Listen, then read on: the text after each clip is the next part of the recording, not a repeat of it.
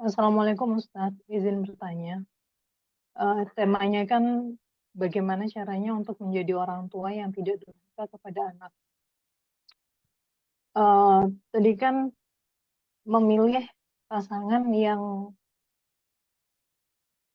mengerti tentang agama, tapi mungkin karena dulu kurang kurang berilmu atau tidak berilmu dan tidak seperti sekarang untuk mencari ilmu itu lebih mudah.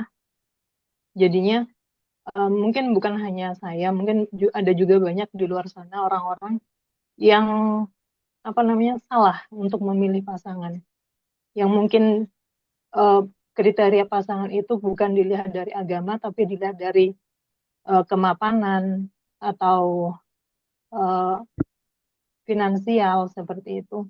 Jadi dalam perjalanan pernikahannya itu banyak hal yang tidak seharusnya dilakukan menjadi dilakukan dan berdampak kepada pernikahan sampai akhirnya tidak bisa dipertahankan dan berpisah. Dan dalam perjalanannya, anak-anak yang berpisah dari keluarga yang berpisah dengan anak-anak yang tumbuh besar dari keluarga yang utuh itu jelas ada perbedaannya, Ustaz.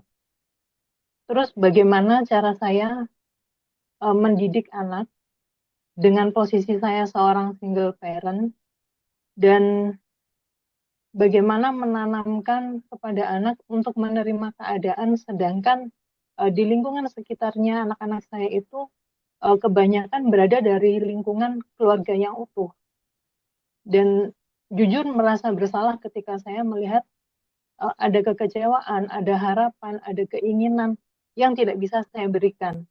Apalagi posisi single parent dengan dua anak remaja yang tumbuh dewasa tanpa uh, pendampingan dari saya.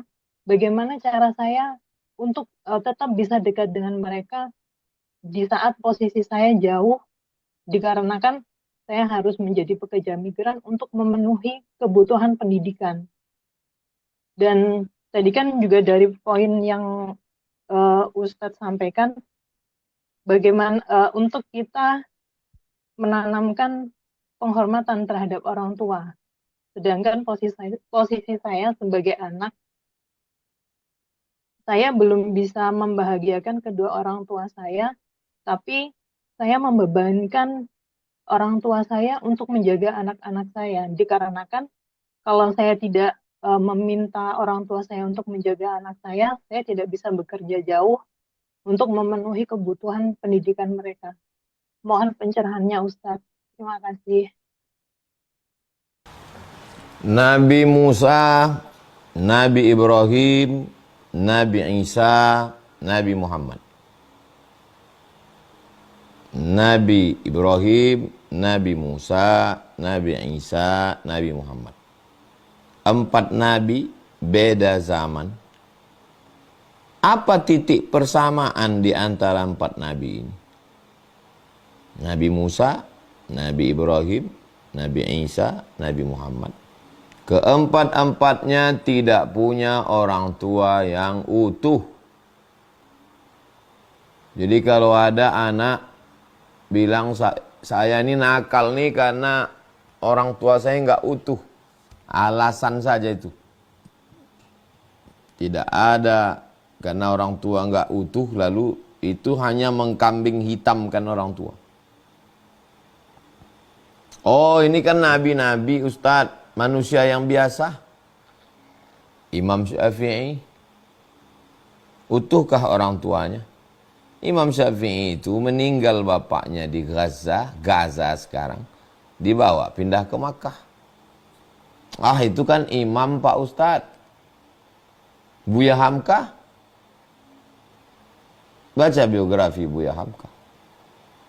Buya Hamka dari 2 orang tua yang tidak utuh. Justru itulah yang membuat dia menjadi kuat. Jadi tidak ada alasan. Yang paling berperan adalah ibu. Dari mulai perhatiannya, kasih sayangnya, makanannya, doanya, tahajudnya, zikirnya, baca Qur'annya. Kalau ibu bidik dengan baik. Nabi Ibrahim alaihissalam, ibu. Karena Azar pembuat berhala. Nabi Musa alaihissalam, wa auhayna ila ummi Musa. Nabi Isa alaihissalam, Isa ibnu Maryam, memang tak ada bapaknya.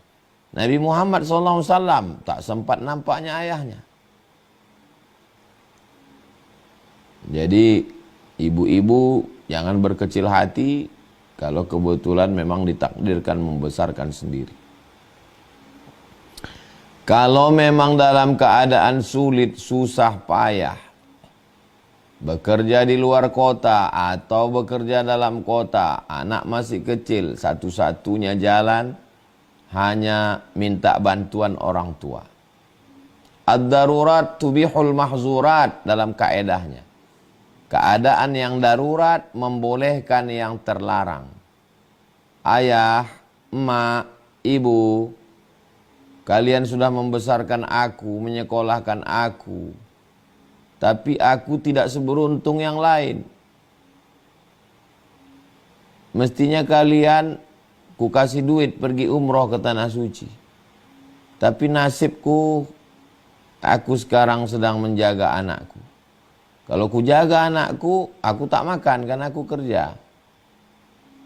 Kalau aku kerja, anakku ini tak ada yang ngurus. Tolonglah aku.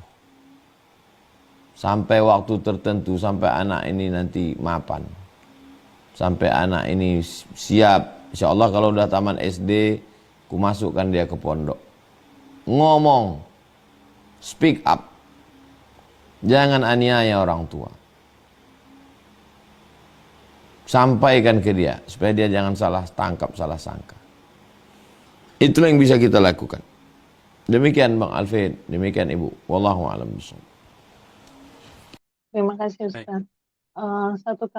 Satu lagi Ustaz, izin minta doanya karena sekarang putra-putri saya sedang di pondok pesantren. Mohon doanya supaya mereka, Allah kasih kelancaran, Allah kasih kemudahan, Allah berikan jalan-jalan terbaik buat mereka, berada di lingkungan yang baik, berada di antara orang-orang yang baik, dan pada akhirnya mereka bisa membawa kemanfaatan untuk agama Allah. Itu Ustaz. Menghafal doa, jangan membaca doa macam beo, tapi berdoalah kepada Allah. Ya Allah, lembutkan hati anakku, kuatkan dia di pondok, buat dia bisa mendengar gurunya, lapangkan hatinya belajar, buat dia betah, buat dia menjadi anak soleh, solihah, jadikan dia orang yang berbakti, sadarkan dia, buat hatinya sabar, buat pikirannya cerdas, buat dia jadi anak yang berpikir. Jadi bukan merangkai kata, jadi tukang baca puisi di depan Tuhan. Memang betul-betul meminta kepada Allah. Setelah itu, aku memohon kepadamu ya Allah berkat surat Al-Fatihah. A'udzubillahi minasyaitonirrajim. Bismillahirrahmanirrahim. Alhamdulillah rabbil alamin arrahmanirrahim maliki yaumiddin. Iyyaka na'budu wa iyyaka nasta'in ihdinas siratal mustaqim. Shiratal ladzina an'amta 'alaihim ghairil maghdubi 'alaihim waladdallin. Amin. Tutup dengan selawat. Tak diterima doa kita kalau tak berselawat. Allahumma shalli ala sayyidina Muhammad wa ala ali sayyidina Muhammad. Demikian. Barakallah. Terima kasih atas jawabannya Ustaz. Mudah-mudahan menjawab pertanyaan dari Ibu Nadifat tadi ya. Barakallah.